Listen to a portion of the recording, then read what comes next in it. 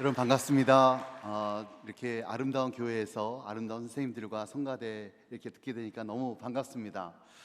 저에 대해서 여러 가지 소개가 있지만 사실은 제가 제일 좋아하는 소개 중에 하나가 전 명지대학교 교목입니다. 저는 2009년부터 2012년까지 명지대학교에서 교목을 했습니다. 그때 제 보스가 구재용 목사님이셨습니다. 그리고 제가 농담 삼아 한 얘기지만 저는 명지대학교 공구학번이라는 얘기를 합니다. 자주 들으셨을 거예요. 제가 학생들한테 난 명지대학교 공구학번이야. 일하러 온 게 아니라 저는 명지대학교에서 일했던 그 시간이 일종의 학교를 한번 다시 다닌 것 같은 마음이 들 정도로 너무나도 많은 것을 배웠어요. 그래서 저는 그곳이 일터가 아니라 저에겐 배움터였습니다. 그래서 명지대학교에서 제가 많은 것들을 배웠지만 특별히 그 안에서 이 명지대학교를 방문할 때마다 느끼는 것은 이 음악의 아름다움이에요. 여기는 노래 오디션 보고 뽑는 것 같아요. 성도들을. 너무나도 아름답습니다. 성가대도 너무 아름답고요. 그리고 또 한 가지는 선생님들의 찬양도 너무 아름다워요. 그래서 저는 이 건축 공간의 아름다움 때문에 이렇게 소리가 좋은 것인가 이런 생각도 하곤 하는데, 여러분 안에 있는 아름다운 찬양의 모습들이 너무나도 인상적입니다. 여러분도 이뻤지만 저기 어떤 엄마하고 아기가 노래하실 때 계속 따라 하시더라고요. 엄마도 따라 하시고 아이도 따라 하시는데 그 모습이 또 너무 은혜로웠습니다. 지금도 종종 듣는 제 CD 음반이 뭐냐면 명지대 교회에서 앨범 냈었어요. 혹시 아실지 모르겠습니다. 그 앨범 냈는데 그 성가 앨범은 제가 정말 사랑하는 앨범이거든요. 아마 여러분보다 제가 더 많이 들었을지도 모릅니다. 그래서 이 명지대학교에 와서 대학교에 와서 이렇게 아름다운 찬양 다시 듣고 옛날 생각도 나고 저도 감회가 아주 새로운 하루입니다. 오늘 교사 헌신 예배입니다. 여러분들 교사로 헌신하고 또 가르치고 수고가 참 많으세요. 여러분 교사로서 자부심이 있으시죠? 예, 자부심이 느껴지십니다. 기독교 교육, 기독교 교사의 가장 중요한 어떤 철학이 뭘까? 저는 그 얘기를 하다가 저는 한 성경 구절을 떠올렸습니다. 그것은 바로 요한복음 13장 14절부터 15절의 말씀인데요. 내가 주와 또는 선생이 되어 너희 발을 씻었으니 너희도 서로 발을 씻어주는 것이 옳으니라. 내가 너희에게 행한 것 같이 너희도 행하게 하려 하여 본을 보였노라.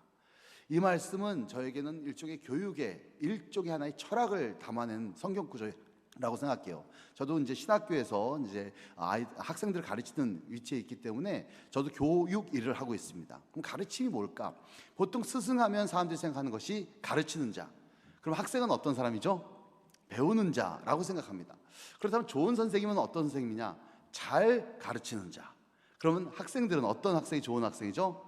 잘 배워서 100점 맞는 학생이라고 생각할 수 있어요. 그렇지만 사실은 성경에서의 교육, 그 스승과 제자의 어떤 철학은 그런 내용이 아닙니다. 오늘 예수님 말씀하시기를 선생님께서 뭐라고 말씀하시냐? 나도 너희에게 이렇게 행하는 것이 옳아서 너희에게 본을 보였다 이랬습니다. 스승의 자세는 바로 본을 보이는 사람. 그럼 제자는 어떤 사람이죠? 그 본을 따르는 사람입니다. 그 본과 따름이라는 관계가 저는 기독교 교육 안에서 가장 이상적인 교육의 철학이라고 생각해요. 그런 의미에서 저는 여러분들의 모습이 아이들에게 일종의 본이 될 거라고 생각합니다.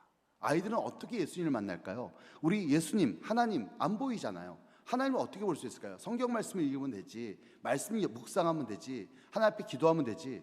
근데 사실 그것이 영적으로 더 깊어졌을 때 하나님 만나게 되지만 제일 먼저 우리가 하나님 만날 수 있는 통로는 두 가지입니다. 첫 번째, 부모님입니다. 그러니까 부모님의 모습을 통해서 아이들은 아빠의 모습을 통해서 하나님을 배워요. 사실 저도 어렸을 때 하나님에 대한 인식이 굉장히 무서웠습니다. 저는 하나님은 심판하는 하나님이에요. 왜냐하면 저희 아버지가 너무 엄격하셨어요. 그래서 저희 아버지는 학교 선생님이셨는데 청소년들의 마음을 꿰뚫어 보십니다. 거짓말이 안 통해요. 그때 제가 삥땅을 치려고 참고서 샀어요. 돈 주세요. 받았습니다. 근데 우리 아버지는 며칠 뒤에 그 참고서 갖고 와봐라 라고 얘기하십니다. 제가 그때 뭐라고 했냐? 친구한테 빌려서 그 참고서를 보이고 삥땅을 쳤어요. 그때 제가 이 임기응변으로 내줄 수 있는 거짓말은 친구한테 빌려줬어요 였어요. 그러면 저희 아버지는 그 친구 누구니? 이름 대라, 전화번호 대라 이러면서 저를 완전히 코너에 몰아서 제가 결국은 거짓말을 했다라는 것을 실토하게 만드세요. 무서웠어요. 제가 그때도 영화를 보는 걸 참 좋아했는데 우리 아버지는 이렇게 공부하나 그런 걸 싫어하셨어요. 그래서 영화를 보러 가기 위해서 아빠한테 거짓말했습니다. 아빠, 저 오늘 자율학습 있어요. 늦게 들어갑니다. 아버지가 알았다 그랬어요. 그리고 나서 는 영화를 보고 있었습니다. 근데 갑자기 영화를 한참 그때 봤던 영화가 그 이장호 감독 고래사냥. 예, 제 옛날 사람입니다. 1980년대 사람이에요. 그 영화를 열심히 보고 있는데 갑자기 제 뒷덜미를 누가 팍 잡았어요. 딱 봤더니 우리 아버지예요. 우리 아버지는 벌써 이 전화 소리에서 저 거짓말하는구나 알아셨습니다. 그리고 학교를 오셨습니다. 그리고 자율학습이 없다는 걸 깨닫고 뭘 했을까? 영화를 봤을 것이다. 그 동네에 있던 동시상영관을 몇 개를 분석하시더니 나 아들은 저 영화를 봤을 것이다. 표 사고 들어오셔서 아들을 잡으셨습니다.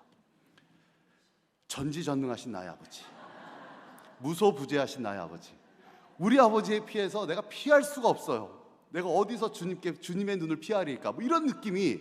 그래서 저는 그때부터 하나님에 대한 이미지가 너무 무서워요. 너무 엄격해요.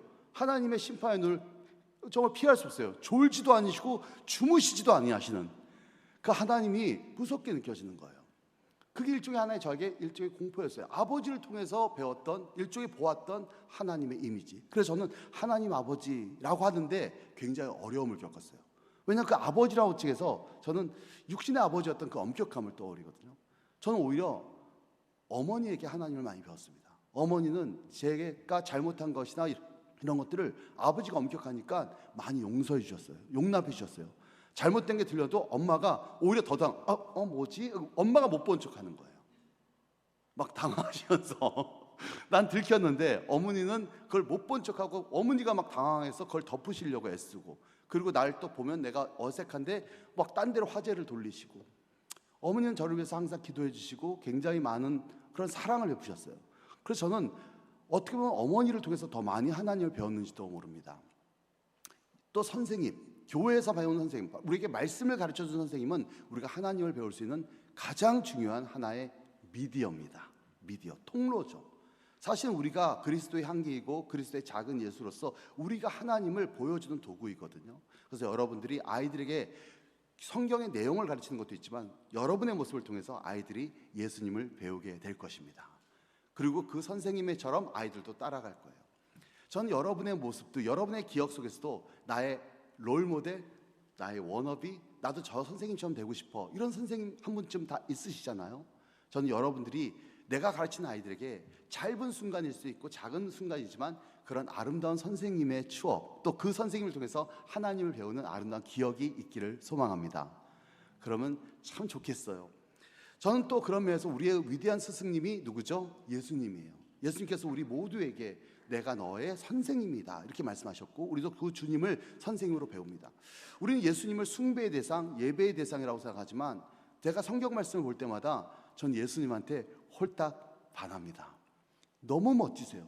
특히 공간복음서, 마태바가, 누가 복음서를 이렇게 읽다 보면 예수님의 삶이 생생해요. 단순히 십자가에 달려 돌아가시고 부활하시고 이 땅에 다시 오실 그 하나님으로서의 예수님의 신성도 참 우리 안에 굉장히 아름답고 오묘한 기독교의 시작이지만, 이 땅에 사시면서 우리에게 가르치셨고 환자를 만지시고 환자를 고치시고 소외된 자와 함께 해주시고 그들과 식사를 나누시고 또 율법주의자의 어떤 형식이 있다면 그들과 싸우시기도 하고 제자를 부르시고 했던 그 예수님의 한순간 한순간은 너무너무 매력적이세요.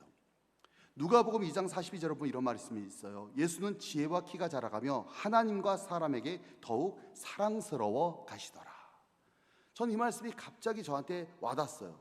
예수님은 하나님께도 사랑받았지만 누구에게도, 사람에게도 사랑받았습니다. 예수님 멋지세요. 예수님 직업이 뭐죠? 목수는 전직 목수, 현직 백수세요. 굳이 있다면 길거리 공연하시는 분이에요. 근데 여러분, 예수님께서 말씀 전하시면 몇 명 모이죠? 5,000명씩 모입니다. 그리고 마태복음 7장 13절을 보니까 그들이 예수의 가르침을 듣고 깜짝 놀래니 이는 서기관과 같지 아니하고 권세 있는 자와 같았다. 전 예수의 말씀을 듣고 사람들이 깜짝 놀랄 만큼 감동이 있었고, 그 말씀이 다른 어떤 당시의 종교 지도자와 다른 어떤 신령하고도 정말 신비로운 그런 아름다움과 감동이 넘쳤다고 말씀하고 있어요. 저는 그분이 예수님이에요. 저는 다시 말해서 우리가 예수님을 믿는다는 것은 예수님을 따르는 것입니다. 예수의 본을 따라가죠. 그럼 우리도 어떤 모습을 갖게 될까요? 하나님과 사람 앞에 더욱 사랑스러워 갑니다.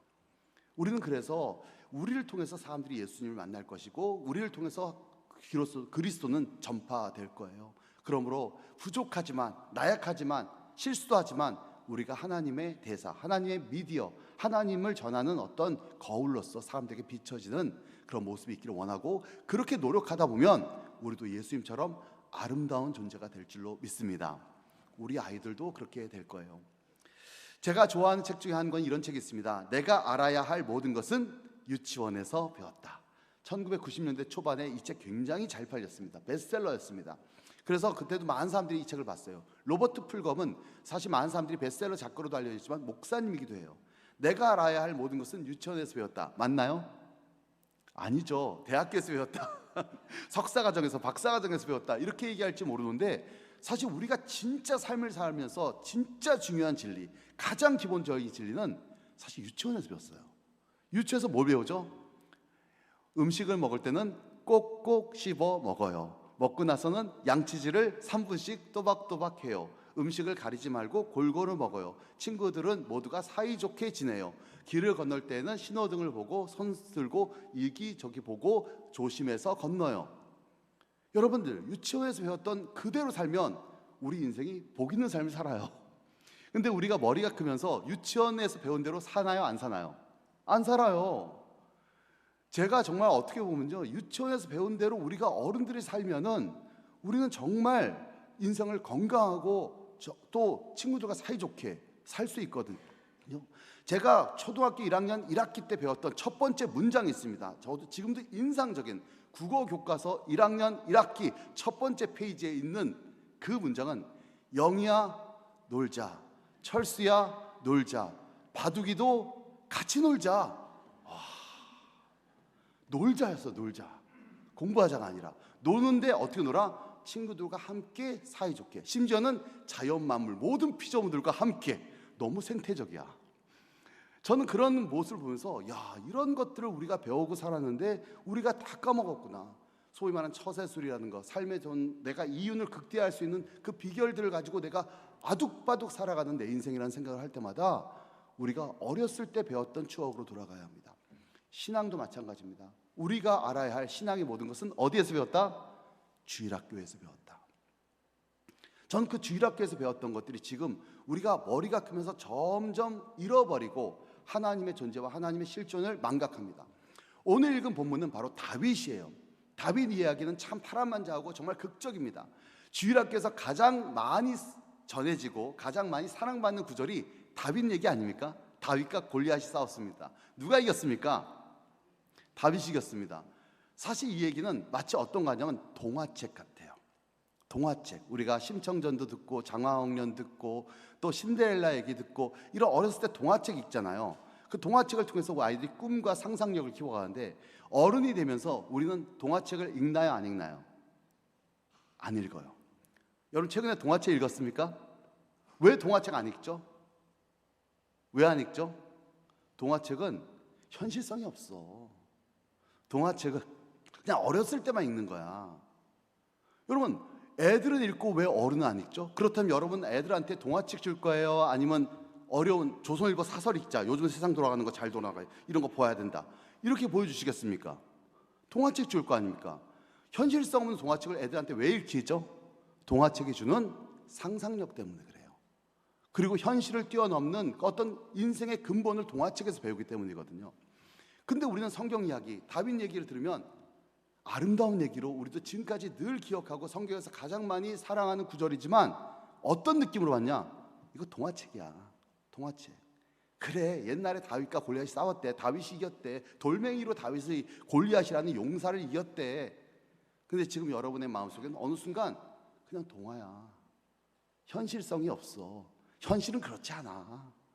이렇게 우리가 어느 순간 성경 이야기를 정말 이상적이고 현실성 없는 이야기로 받아들이고 있지 않나. 어떤 신앙 없음, 유명한 신학자가 얘기한 것처럼 practical atheism, 실질적 무신론처럼 살아가는 것은 아닌가라는 생각을 하게 돼요. 오늘날 한국 교회 가운데도 그런 순수한 신앙이 많이 사라졌어요. 그럼 어떻게 해야 될까? 저는 이 다윗의 얘기 가운데 나오는 그 순수한 어떤 동화적 상상력이 아이들에게도 필요하지만 우리에게도 필요하다고 믿습니다. 여러분이 가르치는 그 주일학교의 내용, 청소년부에서 가르치는 그 내용은 그대로 우리의 이야기고 우리의 믿음이고 우리가 배워야 할 또 다른 교본이라고 저는 믿습니다. 여러분, 이 다윗과 사무엘이 만나요. 오늘 이야기는 사무엘과 다윗의 만남. 그래서 제가 제목을 기름 부음이라고 했습니다. 사무엘은 어떤 사람이냐? 사무엘도 대단한 사람이에요. 어렸을 때부터 성전에서 자라났고 모범적이었고 정말 일평생 동안 흠이 하나도 없었어요. 사무엘상 10장을 보면 사무엘이 내가 어느 누구한테 돈 떼먹은 거 있냐? 누구한테 괴롭힌 거 있냐? 내가 뭔가 나쁜 거 한 적 있냐? 있으면 말해라. 사무엘의 일종의 양심선언이 나옵니다. 사무엘은 정말 흠 없었어요. 솔직히 말하면 젊었을 때는 굉장히 용맹스러웠고 여러분이 잘 아는 그 에베네셀 이야기의 주인공이에요. 근데 그 사무엘이 이제 다음 세대를 세워야 돼요. 하나님 앞에 다음 세대를 세우는 그 귀한 사명을 받았습니다. 첫 번째 사울을 세웠습니다. 사울도 훌륭한 사람이었어요. 그러나 그의 자리가 그를 타락시키고 말았습니다. 결국 그는 큰 실망했어요. 한번 교육에서 큰 실패를 맛봤어요. 그리고 하나님께서 사울을 버렸습니다. 이제 하나님께서 새로운 왕을 선출하십니다. 그러면서 하나님께서 다윗에게 주신 말씀, 이새의 아들들 가운데 새로운 왕을 뽑아라. 그리고 7절에서 이렇게 합니다. 여호와께서 사무엘에게 이르시되 그의 용모와 키를 보지 말라. 내가 이미 그를 버렸노라. 내가 보는 것은 사람과 같지 아니하니 사람은 외모를 보거니와 나 여호와는 중심을 보느니라. 사무엘이 그래서 아들들을 다 봤는데 하나님의 선택이 없었어요. 그리고 그렇게 사무엘은 중심의 아름다움에 눈을 가지고 사람을 세우려고 했는데 아들들에게 그 모습이 없었습니다. 그리고 나서 사무엘이 이렇게 얘기합니다. 혹시 아들이 또 있습니까? 라고 이새에게 물어봤어요. 그때 이새가 이렇게 얘기합니다. 또 사무엘이 이새에게 이르되 네 아들들이 다 여기 있느냐? 이새가 이르되 아직 막내가 남았는데 그는 양을 지키나이다. 여기서 막내란 말은 히브리어로 하카톤이란 단어인데요, 그 정확한 의미는 꼬맹이란 뜻이에요. 아주 볼품없는 꼬맹이가 하나 있어요. 그 아들들 모두가 왕위로의 기름을 받는 자리였지만 다윗은 내가 생각했을 때도 나는 자격이 없어. 아버지가 볼 때도 그는 자격이 없어. 형들이 볼 때도 너는 아니야. 세상의 눈과 사람의 어떤 외형으로 볼 때는 그는 왕의 자격이 없는 사람이었어요. 그래서 그는 양을 쳤습니다. 그때까지 그는 하카톤, 막내에 불과했어요. 근데 사무엘은 그를 불러라 라고 얘기했습니다. 그래서 이에 사람을 보내어 그를 데려오매 그의 빛이 붉고 눈이 빼어나고 얼굴이 아름답더라. 여기서 갑자기 조금 하나님한테 의문이 생겼어요. 결국 하나님도 얼굴 밝히시네. 결국 얼굴이었나요, 하나님? 그럼 저는 안 되나요? 이런 생각할 수 있습니다. 근데 여기서 말하는 아름다움이란 뭘까요? 하나님의 눈으로 바라본 그 막내예요. 하나님의 눈으로 바라보면 그 안에서 아름다움이 보이는 거예요.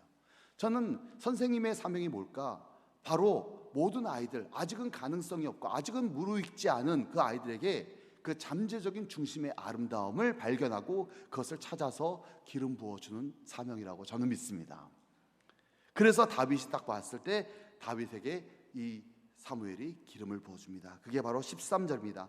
사무엘이 기름불병을 가져다가 그의 형제 중에서 그에게 부었더니 이날 이후로 다윗이 여호와의 영에게 크게 감동되니라. 여기서 비로소 다윗이란 이름이 나옵니다. 사무엘상 16장 13절에서 이 이야기는 16장 1절부터 시작되는데 그때까지 그의 이름은 등장하지 않아요. 그리고 등장했던 그의 이름은 막내 하카톤이었습니다. 그런데 드디어 이 성경에서 다윗이란 이름이 등장하고 그 다윗에게 사무엘이 기름을 부었습니다. 그 기름을 붓는 순간 다윗에게 뭐가 임했죠? 하나님의 영이 임합니다. 자신의 인생의 소망, 자신의 가치, 자신의 가능성, 그 모든 것들이 만나는 아주 소중한 시간이었어요. 저는 우리 모두 선생님의 사명이 바로 사무엘의 사명이라고 믿습니다. 사무엘의 사명. 나는 이 한국교회를 세워갈 그 사무엘들에게, 다윗들에게 내가 기름을 부어주신 것이다. 아직은 사람들도 자기 자신도 자신이 어떤 소명과 어떤 가능성이 있는지 알지 못해요. 내가 진짜 아름다운지를 몰라요. 근데 그런 사람들에게 하나님의 사람으로서 하나님의 기름 부음을 했을 때 비로소 하카톤은 다윗이 되는 것이죠. 거기 안에 기름 부음이 일어납니다. 여러분의 인생 가운데도 그런 기름 부음의 순간이 있지 않나요? 전 인생 가운데 다윗과 같이 중요한 인생의 순간마다 만남이 있어요. 다윗의 인생을 쭉 살펴보면 다윗의 인생의 결정적인 순간마다 첫 번째 만남이 바로 사무엘과의 만남. 자신의 가능성을 인정하고 자신을 세워주고 자신의 기름 부어준 사람. 그리고 그 기름 붓자마자 그가 만났던 것은 골리앗. 어떤 면에서 큰 대적, 자기에게 어떤 큰 위험, 장애물. 솔직히 말하면 우리 아이들에게 기도 제목이 있다면, 또 내 아이들에게 기도 제목이 있다면 인생에서 골리앗 만나고 싶어요? 안 만나고 싶어요? 안 만났으면 좋겠어요. 솔직히 말 기도와, 주님 우리 아이의 인생에 골리앗 따위는 없게 하시고 사라지게 하시고 접근도 못하게 하시고, 이렇게 기도할 것 같아요. 근데 여러분, 골리앗 없이는 다윗도 없어요. 그 골리앗을 만났기 때문에 비로소 다윗이 된 겁니다. 우리 아이들도 커서 골리앗 만날까요? 안 만날까요? 만납니다. 아마 어쩌면 우리가 살았을 때보다 훨씬 더 거대한 골리앗들을 만날지 몰라요. 저는 개인적으로 제가 69년생인데요 운이 좋은 세대라고 생각해요. 적어도 우리 어머니 아버지, 우리 형님 세대보다는 전 절대적인 가난이 없었어요. 80년대 그나마 낭만이 있었어요. 절대적 가난이 없이 나름대로 교육의 혜택도 받았어요. 그리고 제가 장성했을 때는 기회가 많았어요.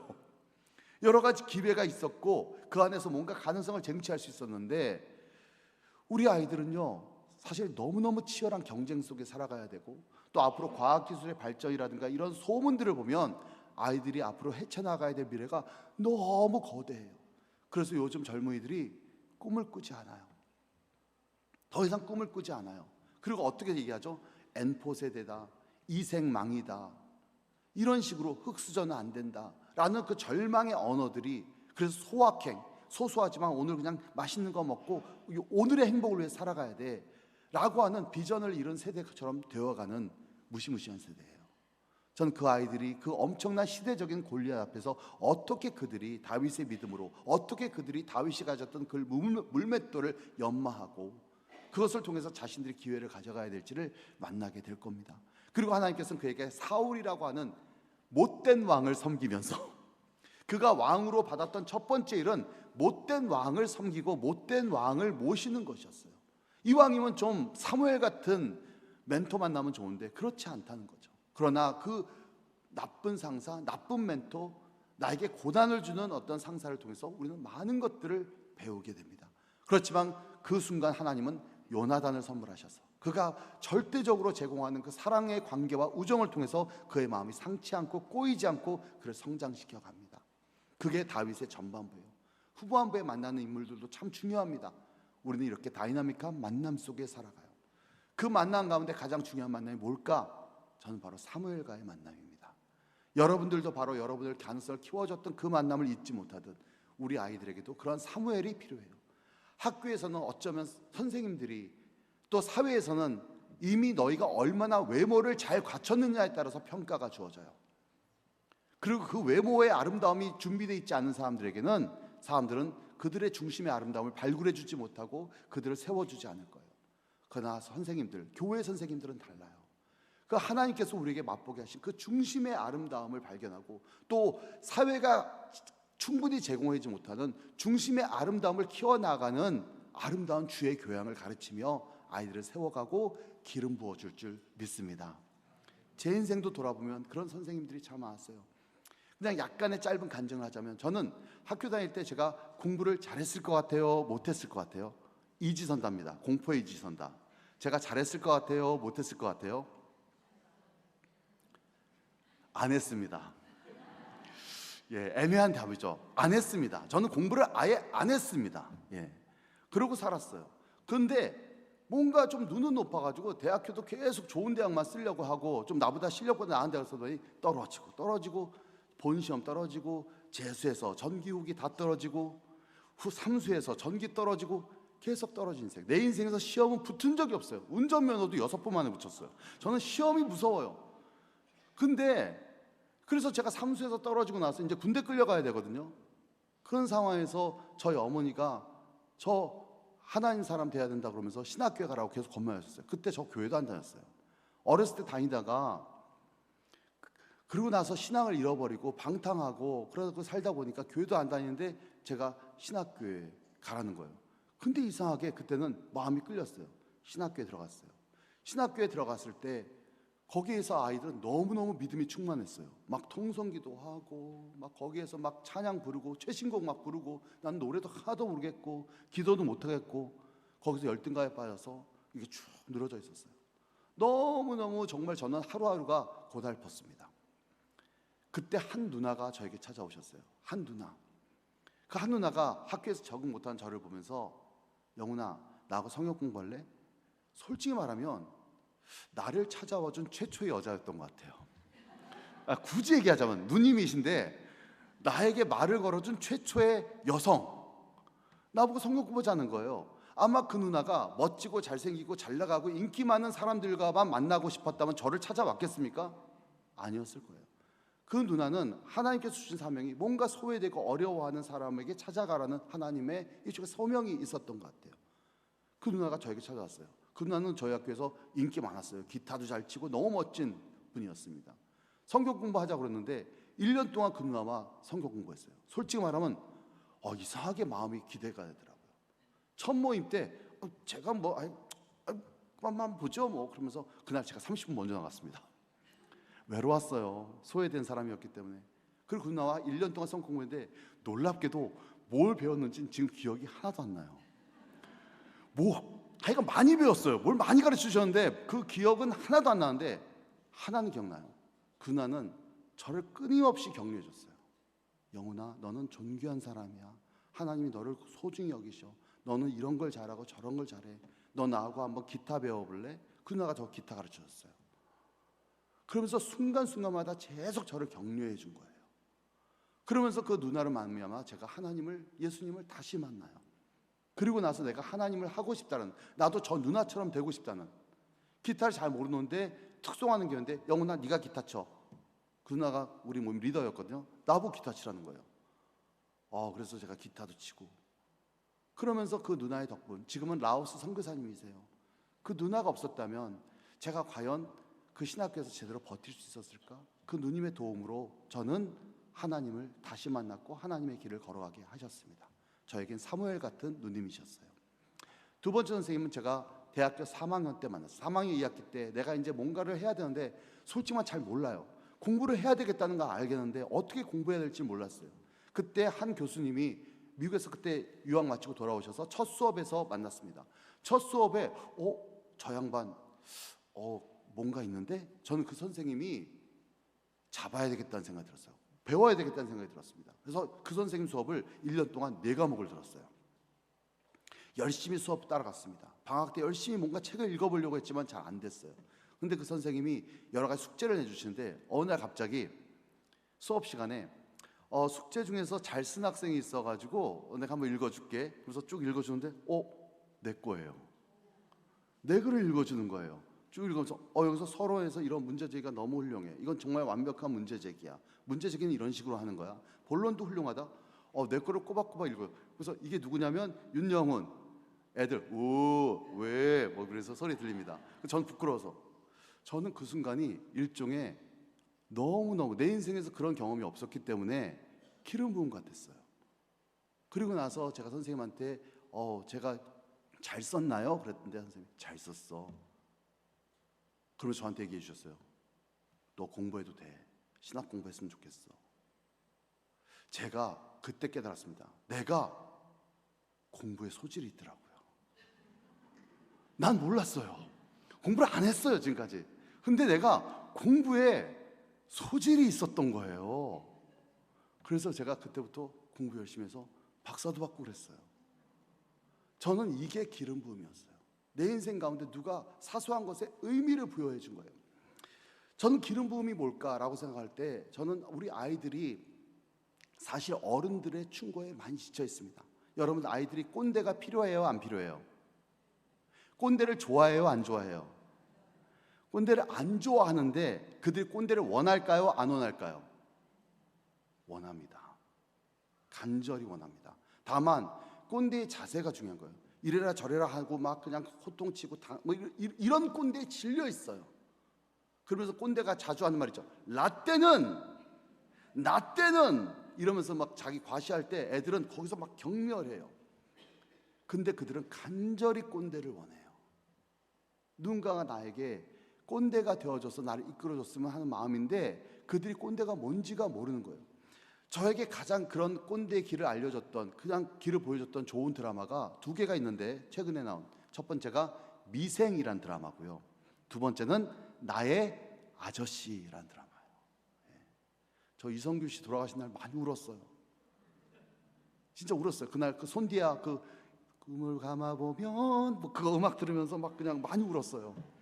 왜냐면 그 이성균 씨가 아니라 이성균이 맡았던 그 역할, 그 아저씨 절대로 깊이 사생활에 깊이 개입하지 않고 이래라고 막 강요하지 않으면서 묵묵히 자기의 일을 해가면서 그에게 관심 가져주는. 그래서 젊은 사람들이 수많은 신조어들이 있는데 꼰대에 대해서 부정적으로 생각하는 신조어도 있지만 굉장히 중요한 신조어가 뭐냐? 따라하겠습니다. 짬에서 나오는 바이브. 짬에서 나오는 바이브. 젊은 사람들은 벌써 알아들었어요. 소위 경험에서 우러나오는 그의 어떤 내공. 그래서 애들은 그걸 리스펙트합니다. 다시 말해서 본이죠, 본. 정말 그 본을 가지고 보여줄 때 아이들은 거기서 리스펙트해요. 그리고 나서 그 선배가 하는 가장 중요한 일이 무엇이냐? 바로 의미 부여예요. 제가 이렇게 말씀드리고 싶어요. 기독교 교육의 방법론은 열정을 자극하는 동료가 아니라 격려입니다. 이는 학생들의 결과물에 생생한 의미를 부여하는 것입니다. 아이들은 자신에 대한 평가와 충고에 지쳐 있어요. 수많은 평가가 있어요. 이미 지쳤어요. 누군가의 평가받는 게 너무 힘들어요. 하지만 내가 행한 것에 대한 자기 확신이 별로 없어요. 내가 잘했는지 못했는지 뭐가 부족한지를 잘 몰라요. 전 결국 사소한 것에도 가치와 의미를 부어주는 것, 그것이 바로 우리 시대의 기름 부음입니다. 그래서 가장 중요한 건 뭐냐면 그 아이가 한 것을 했다고 말해주고 있는 것을 있다고 말해주고 그 안에서 아주 정성스러운 의미 부여를 해주는 창의적인 칭찬 능력. 전 그게 기름 부음이라고 믿어요. 무조건 아무 생각, 너는 그냥 뭐 이렇게 허상뿐인 칭찬이 아니에요. 구체적이어야 돼요. 구체적으로 의미를 부여해서 내가 행한 것이 어떤 부분에서 잘했고 어떤 부분에서 조금 부족하고 어떤 부분에서 더 좋은 가능성이 있는지에 대해서 의미 부여를 자꾸 해줄 때 아이들은 거기에서 뭘 느끼냐? 제가 좋아하는 단어입니다. 효능감을 느껴요. 효능감. 아, 내가 해보니까 되네. 해보니까 되네. 우리 아이들이 때로는 많은 실패 속에 지쳐 있습니다. 많은 실패 속에 많이 좌절해 있어요. 수많은 실패들이 어쩌면 그들이 더 이상 뭔가 나갈 수 없을 만큼 우리를 좀 주저앉혔어요. 하지만 우리 아이들이 뭔가 해보니까 됐다라고 하는 그 효능감을 맛볼 때 우리 아이들은 그 안에서부터 뭔가 다시 시작할 수 있는 힘을 얻습니다. 전 교회학과 선생님들이 매주일 만나고 그 아이들을 바라보고 그 아이들을 생각할 때마다 그런 어떤 의미 부여를 계속해서 해줄 수 있으면 좋겠고, 교회 안에서 아이들이 직접 뭔가를 해봐서 그 해서 아름다운 결과물을 만드는 그 효능감을 얻을 수 있는 프로젝트들이 있었으면 좋겠어요. 직접 아이들이 뭔가를 해볼 수 있는. 저는 그 순간에 아이들이 이 세상 속에서 모든 것이 외모로만 판단되고 뭔가 외형으로 뭔가 평가받는 그 세상에서 중심의 아름다움이 무엇인지에 대한 가장 분명한 가치관을 키울 것이고, 그 중심의 아름다움이 진짜 이 시대의 치열함 속에서 우리를 가장 하나님께서 사용할 수 있는 최고의 자질이라는 것을 깨닫게 될 것입니다. 그것이 바로 주의 교양과 훈계이겠죠. 저는 그 아름다운 기름 부음이 주일학교 교사에게 넘쳐났으면 좋겠고, 또 우리 모두가 어쩌면 여전히 동화책이 필요한 어린아이 아닙니까? 우리도 매주일 목사님의 말씀을 통해서 내가 읽는 하나님의 어떤 말씀 묵상을 통해서 주님의 기름 부음 받는 멋진 성도님들이 되시기를 주의 이름으로 축원드립니다. 기도하겠습니다.